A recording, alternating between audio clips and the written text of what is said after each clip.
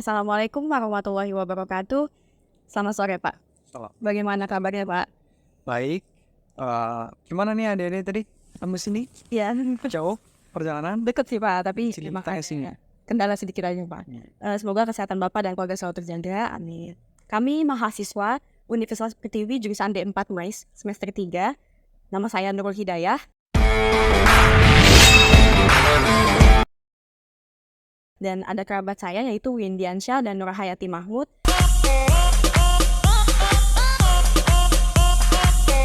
Lalu ada satu lagi, Pak, Tommy, yang ngechat Bapak sepertinya, namun berhalangan hadir hari ini.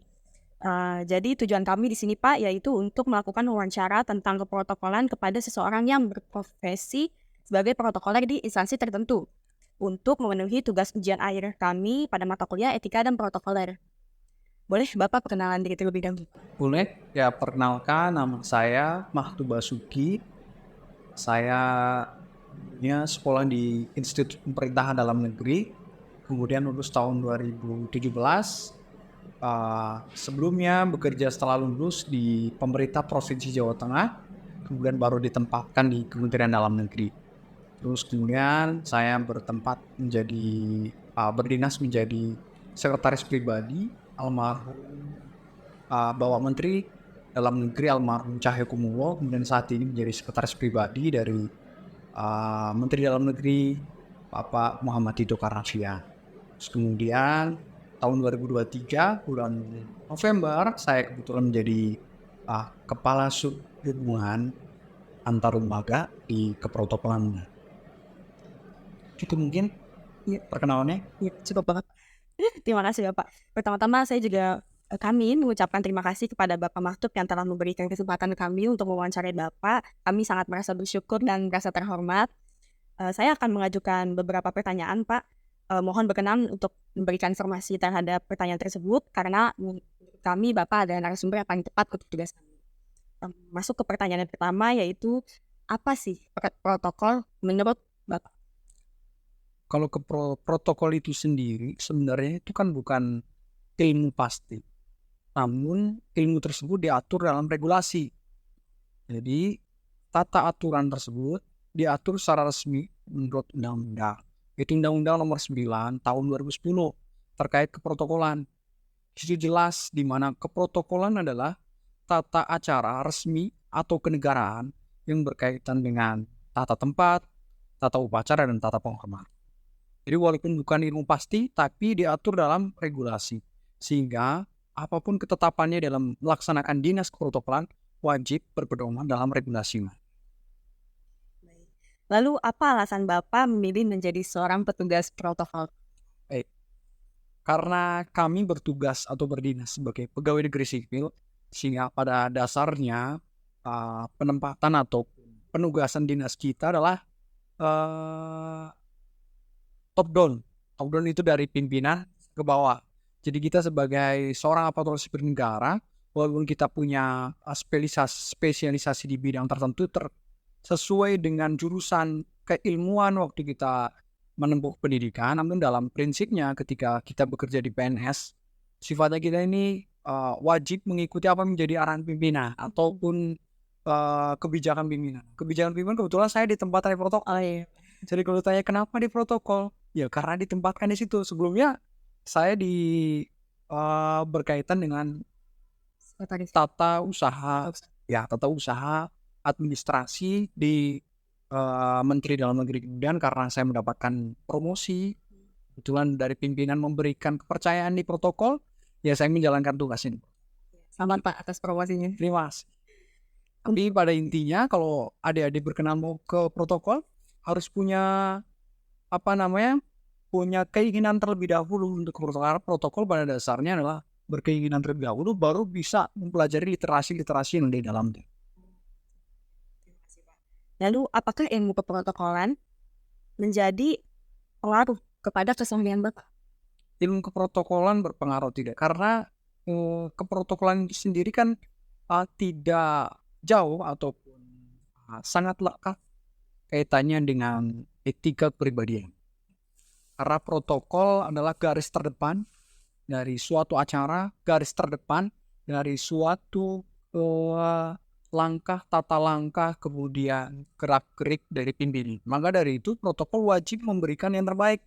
Ya otomatis apa yang harus kita implementasikan dalam pekerjaan tentunya akan terbawa juga dalam keseharian kita. Kita harus berperilaku sopan, berbicara tutur kata yang baik, karena dalam protokol ada salah satu syarat untuk menjadi good protokol. Good protokol salah satunya adalah komunikasi yang baik. Tentu ketika kita sudah berkecimpung dalam protokol dengan tujuan idealismenya adalah kepingin menjadi seorang good protokol, mau nggak mau akhirnya terbawa dalam kehidupan sehari-hari kita dalam berbicara tertata, terkonsep, terus kemudian dalam berpakaian juga tentunya kita juga terkonsep. Harus rapi ya Ya, Pak pakaiannya. betul sekali. Jadi kalau ditanya terbawa atau enggak, terbawa karena memang keseharian kita dalam pekerjaan dituntut untuk seperti demikian, di mana pekerjaan tersebut hampir mengambil 70% aktivitas kita sehari-hari, sehingga yang 30% mengikuti. Iya. Lalu untuk protokol di Kemendagri itu sendiri biasanya acara-acara apa saja Pak yang diselenggarakan? Kalau acara di Kementerian Dalam Negeri banyak sekali acaranya. Namun untuk klaster lembaganya sebagaimana yang regulasi terkait acara-acara yang berkaitan dengan upacara, terus kemudian acara-acara yang berkaitan dengan penghormatan, upacara-upacara yang berkaitan dengan kegiatan-kegiatan yang sifatnya rapat. Ya seperti demikian sih, sama halnya dengan instansi-instansi yang lain. Berarti kalau mungkin rapat bulanan gitu yang mengatur juga Ya. bagian protokol ya? Yang mengatur protokol, tapi dalam catatan karena kami protokol itu bertanggung jawab kepada pimpinan di dalam kementerian atau lembaga. Jadi yang pertama menteri, wakil menteri, terus sekretaris jenderal sebagai pimpinan administratif. Jadi 3 pimpinan tersebut ketika hadir maka kewajiban dari tim protokol adalah memberikan guidelines jalannya dari pelaksanaan rapat. Lalu jika Bapak bisa memilih nih Pak, acara apa yang paling Bapak ingin handle sebagai protokol dan apa alasannya? Acara yang paling saya gemari ya, secara pribadi yang paling menarik saya gemari adalah rapat koordinasi. Rapat koordinasi selain memang di dalamnya dalam kegiatan rapat koordinasi, apalagi kegiatan-kegiatan yang diselenggarakan oleh Kementerian Dalam Negeri dan beberapa kementerian juga demikian. Jadi di dalamnya ada beberapa hal yang tata urutannya. Selain berkaitan dengan seremonial, juga di dalamnya ada substansi yang pelaksanaan rapatnya. Jadi menarik. Selain kita mengatur tata urutan kegiatannya, seremonialnya, kita juga mau mendapatkan transfer knowledge karena di situ berisikan substansi dalam pembahasan rapat. Jadi selain kita bisa mengimplementasikan, kita bisa memberikan pelayanan dalam keprotokoleran, kita juga mendapatkan substansi pemahaman yang baru dari pelaksanaan rapat. Jadi memang menarik sekali kalau rapat koordinasi. Beliau rapat koordinasi berkaitan dengan suatu kebijakan, terus rapat koordinasi berkaitan dengan pembahasan isu aktual nasional. Sangat menarik, jadi kita paham mengetahui. Jadi Bapaknya kayak up to date terus nih Pak, karena ikut rapat koordinasi tersebut ya. Lalu berapa jumlah tamu terbanyak yang dihandle oleh tim protokol dan acara apa itu? Kalau di Kemendagri, karena kita Kementerian Dalam Negeri itu kan kementerian yang membawahi pemerintahan daerah sebagai pembina dan pengawasan di pemerintah daerah. Tentunya kami sering mengundang dari jajaran pemerintah daerah. Karena kami melaksanakan namanya rapat koordinasi nasional. Forkopimda, Forum Komunikasi Pimpinan Daerah. Itu forum komunikasi pimpinan daerah itu sampai pada tingkat lini terbawah, tingkat kecamatan. Dari jajaran pusat, kemudian di jajaran bawahnya gubernur, dan jajaran Forkopimdanya, bupati atau wali kota jajaran Forkopimdanya, kemudian kecamatan jajaran Forkopimdanya. Jadi kurang lebih ada sekitar 11.000. 11.000? Ya. Lalu apa tantangannya nih Pak, menghandle 11.000 pengunjung itu? Ya tentunya yang pertama adalah karena tugas kita sebagai protokol kan yang pertama persiapan. Yang kedua pelaksanaan, dan ketiga evaluasi. Persiapan berkaitan dengan hal-hal yang dibutuhkan, kelengkapan acara, salah satu dalam kelengkapan acara tersebut adalah undangan yang harus didistribusikan. Itu mungkin salah satu tantangan kita untuk mendistribusikan undangan kepada jumlah peserta yang begitu banyak. Iya. Undangan harus terdistribusikan tepat, terus kemudian kita wajib menerima konfirmasi apakah hadir atau tidak. itu menjadi tantangan. Terus dalam pelaksanaan tentunya kan banyak dinamikanya. Iya. Ada tantangan di dalam pelaksanaan, ada tantangan berkaitan dengan peserta. Mungkin ada peserta yang kurang mendapat kepuasan baik dalam pelaksanaan kegiatan itu berkaitan dengan konsumsi atau tata tempat duduk dan sebagainya. Itu adalah dinamika di lapangan yang tentunya harus kita hadapi dengan berbagai skill yang harus dimiliki protokol. Salah satunya adalah skill komunikasi, skill fleksibilitas. Karena kita harus fleksibel walaupun kita sudah menentukan acaranya demikian, namun ketika undangan dan pesertanya itu beragam dari suku, terus kemudian dari tempat yang lain, otomatis kan kebiasaannya pun berbeda, keinginannya pun banyak sekali yang berbeda, dan pemahaman mereka pun berbeda, sehingga ketidakpuasan itu pasti ada, komplain itu pasti terjadi, dan lain sebagainya. Kita harus menghadapi dengan ini. Kita harus memberikan pemahamannya dengan cara komunikasi yang baik, fleksibilitas kita dalam memberikan pemahaman kepada mereka, itu menjadi salah satu tantangan. Terus kemudian juga pasti dalam kegiatan-kegiatan besar, dalam tim juga pasti kan ada yang namanya ketegangan satu sama lain. Apalagi acara besar, pressure tinggi, kesalahan, kecenderungan kesalahan itu pasti ada. Jadi satu sama lain pasti akan ada konflik. Konflik itu maksudnya ketidakpuasan di dalam internal kepanitiaan. Saya tidak puas dengan A, saya tidak puas dengan B, akhirnya terjadi sinkronan, terus kemudian saling bahasa gampangnya saling marah lah, dan lain. Itu perlu dikendalikan ketika kita sebagai seorang pimpinan. Bawahan kita harus kita kendalikan agar tetap dalam sistem yang sudah kita harapkan dari awal dibentuk. Gitu. Jadi kalau misalnya ada ketidakpuasan antar teman kerja gitu, itu apakah dibahas pas di evaluasinya, Pak? Pasti akan kita bahas di evaluasinya, kita evaluasi. Tapi tantangannya kita sebagai koordinator dari teman-teman kita harus mampu mendinginkan suasana itu. Karena pressure yang terjadi itu dinamis sekali. Dari pressure dari peserta, pressure dari atasan, dan sebagainya ketika pelaksanaan acara. Lalu untuk layout tempat duduk nih, yang ideal untuk istri pejabat pemerintah pada acara pelantikan tuh bagaimana ya, Pak? Untuk layout tempat duduk pejabat. Istri pejabat. Istri pejabat. Di dalam aturan itu sudah jelas, aturan tata tempat. Aturan Undang-Undang Nomor 9 tahun 2010. Di mana di situ dijelaskan bahwasanya baik itu di pemerintah pusat, provinsi maupun kabupaten kota, istri pejabat menduduki tempat di bawah dari pejabat yang menjadi suaminya, maksudnya gitu ya. Yes. Jadi, misal suaminya itu pada kedudukan sebagai tata urutannya nomor 3, berarti istrinya nomor 4. Itu sudah diatur secara eksplisit dalam aturan tersebut, baik di dalam undang-undangnya maupun di dalam aturan peraturan pemerintah juga mengatur seperti itu. Jadi tata layoutnya ketika dalam kondisi pelantikan itu pesertanya itu adalah duduk, maka dia selain di sampingnya sebagai tata urutan yang setelahnya, kalau memang ya tergantung layout itu tergantung kebutuhan ataupun desain dari panitia. Namun pada prinsipnya kita harus bersandar pada regulasi yang ada.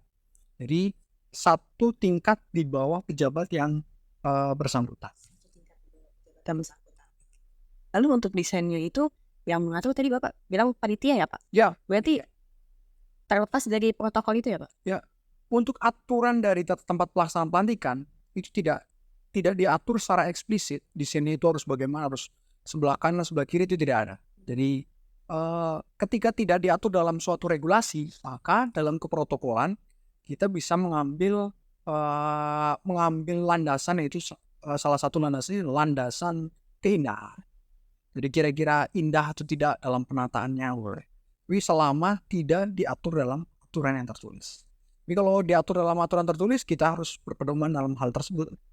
Karena jelas dalam undang-undang, keprotokolan kita ini wajib bersandar pada kementerian yang membawai keprotokolan, yaitu Kementerian Sekretariat Negara. Jadi, tapi kalau dalam pelantikan itu tidak ada secara tertulis, aturan baku yang mengatur terkait tata letaknya. Mikrofonnya harus di mana, mimbar harus di mana, tidak ada.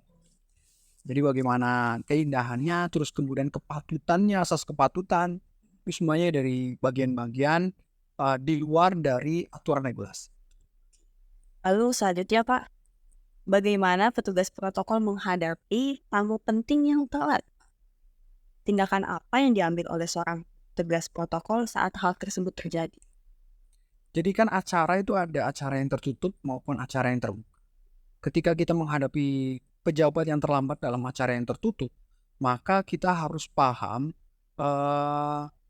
rundown dari acara tersebut. Kira-kira acara dalam susunan rundown tersebut, kira-kira pada titik mana yang kira-kira kita bisa memasukkan pejabat yang terlambat tersebut dalam acara yang tertutup. Karena biasanya acara tertutup itu ada pembahasan-pembahasan yang tentunya harus lebih hikmat.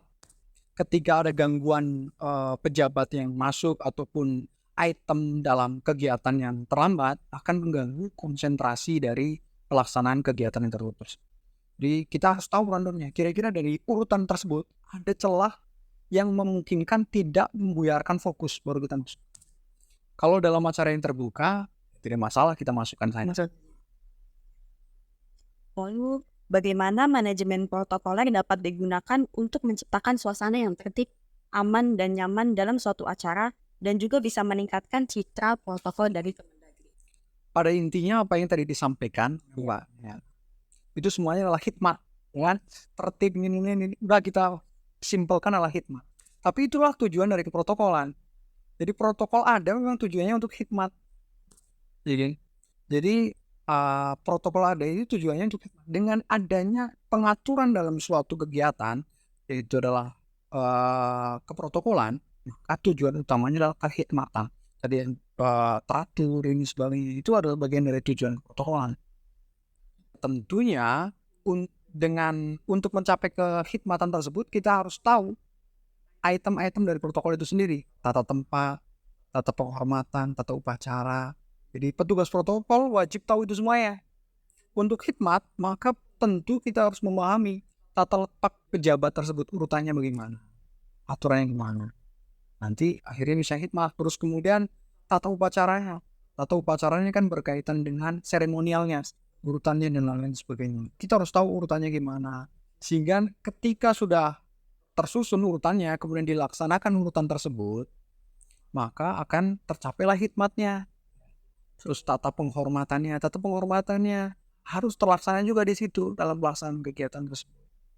Jadi pada intinya untuk memanajemen itu semuanya, satu sama lain anggota protokol wajib memahami dari aturan protokolan. Terus kemudian selain di dalam aturan protokolan, kita juga wajib yang namanya penyatuan sepakat dalam rule acara.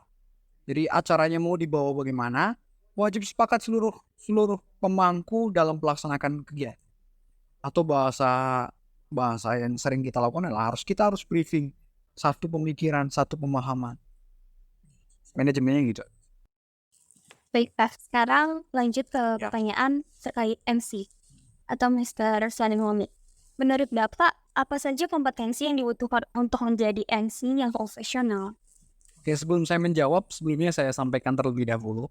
Mungkin sedikit ini ya, agar ekspektasinya nggak terlalu tinggi deh. Iya, Pak. Saya kurang terlalu bukan kurang terlalu memahami ya, karena saya juga tidak berkecimpung dalam spesialisasi di MC. Jadi mungkin nanti jawabannya kurang memuaskan ya. Begitu memangnya saya bisa menjawabnya ya. Pertanyaannya tadi Kompetensi yang dibutuhkan dalam, yang tentunya yang paling utama adalah kompetensi bahasa. Karena dalam bertugas sebagai MC, produk ataupun pengeluaran dalam pelaksanaan kegiatannya adalah sebuah vokal yang verbalitas. Jadi tentunya syarat paling utama adalah yang harus dimiliki oleh seorang MC adalah kemampuan bahasa. Yang kedua, pengaturan vocabulary, maksudnya pengaturan ini ya, pengucapan dan lain sebagainya. Jadi sebenarnya ini kalau syarat menjadi seorang MC ya bagaimana dia mengatur eh, pengucapan gaya bahasa gitu ya. Pada intinya adalah yang paling utama adalah bagaimana dia Public dalam speaking. public speaking, betul, public speaking. Karena MC kan tidak ada MC formal, MC non formal gitu kan ya. Itu tentu yang paling utama untuk menjadi seorang MC adalah kemampuan public speaking. Menurut saya. Selain itu juga harus ditunjang dengan penampilan, karena MC kan juga menjadi center dalam suatu acara, titik center dalam suatu acara, sehingga penampilan pun wajib dimiliki. Penampilan dalam artian yang menarik, sopan, sesuai dengan kaidah-kaidah yang berlaku dalam lingkungan yang ada. Karena tidak bisa disamakan kebiasaan atau adat istiadat yang di Indonesia disamakan dengan di luar. Jadi intinya sesuai dengan aturan dan kebiasaan yang ada di lingkungan yang dijalankan pelaksanaan tugas. Lalu lanjut aja ke seputar keprotokolan ya. Bagaimana tim keprotokolan memastikan prinsip kesetaraan dan keadilan dalam penempatan dan perlakuan tamu juga pejabat negara? Dalam pelaksanaan keprotokolan tidak ada kata bukan tidak ada kata setara ya, maksudnya semuanya tidak bisa dipukul rata secara setara, karena semuanya sudah ada aturannya. Karena aturan tata tempat juga ada, itu jelas-jelas diatur dalam peraturan keprotokolan. Jadi urutannya tidak mungkin kita menyamakan pimpinan lembaga dengan peserta yang peserta hanya undangan yang biasa, itu kan tidak. Bahkan dalam, mohon maaf nih izinnya, dalam suatu jabatan dalam suatu instansi maupun jabatan dalam suatu organisasi, itu kan ada nomenklaturnya. Sama-sama dalam jabatan yang dianggap itu setara. Kalau dalam PNS itu namanya eselon ini. Sama-sama eselon 2, namun nomenklaturnya lebih tinggi, maka tidak bisa disetarakan. Jadi duduknya lebih ke kanan yang nomenklaturnya lebih tinggi. Padahal sama-sama eselon 2 bahasanya. Oh, bahasa gampangnya sama-sama gajinya, grade-nya itu sama. Gajinya sama, terus tunjangannya sama, penghormatan kepada dia karena staff-staffnya juga sama jumlahnya dan sebagainya. Namun ada nilai nomenklatur, urutan. Ketika ada urutan itu sendiri pun membedakan dia juga, yang sebelah kanan yang mana dulu, walaupun sama-sama gitu sih. Jadi kalau dibilang kesetaraannya ada atau tidak, ya nggak ada kesetaraannya, karena memang sudah diatur seperti demikian. Selanjutnya, apakah keprotokolan terkadang justru kaku dan tidak fleksibel sehingga menghambat kreativitas dan inovasi dalam penyelenggaraan acara? Protokoler ini memang tujuannya untuk membuat kaku dengan harapan agar hikmat acara. Namun ada kalanya kondisi-kondisi tertentu memang harus fleksibel. Tapi kita kembali lagi, protokol itu ada aturan seperti ini. Oke, kita lanjut saja ya Pak. Ini saya melihat pada salah satu reel Instagram Kemendagri, ada salah satu staf protokol yang kantongnya berisi 4-50 pen nih Pak. Nah, berarti hal tersebut menandakan bahwa seorang protokol harus selalu siap siaga terhadap hal-hal kecil ya Pak. Kira-kira apalagi sih Pak selain pulpen yang harus kita siapkan? Wah, jadi kita sebagai protokol kan mengikut dengan apa yang dilakukan oleh pimpinan. Jadi kita protokol itu selain kita memberikan pelayanan dalam suatu acara, namun kita juga terkadang harus melihat kepuasan dari pimpinan. Karena titik ukur dari keprotokoleran selain acara berjalan lancar adalah kepuasan pimpinan. Di dalam unsur kepuasan tersebut ada beberapa hal yang mungkin harus difasilitasi. Salah satunya adalah ballpoint. Biasanya pimpinan membutuhkan ballpoint. Terus kemudian ada arahan-arahan dari pimpinan. Kita harus catatan sebagainya. Jadi kita harus selalu standby ataupun bersiap-siap dalam kaitannya ketika ada arahan-arahan yang sifatnya di luar dari pelaksanaan acara. Biasanya ada arahan tambahan dan sebagainya. Jadi makanya kita harus selalu siap alat tulis, kemudian siap juga handphone untuk merekam. Kadang kan kita tidak bisa mencatat dengan cepat apa yang menjadi arahan dari pimpinan. Jadi kita harus siap siaga terkait itu.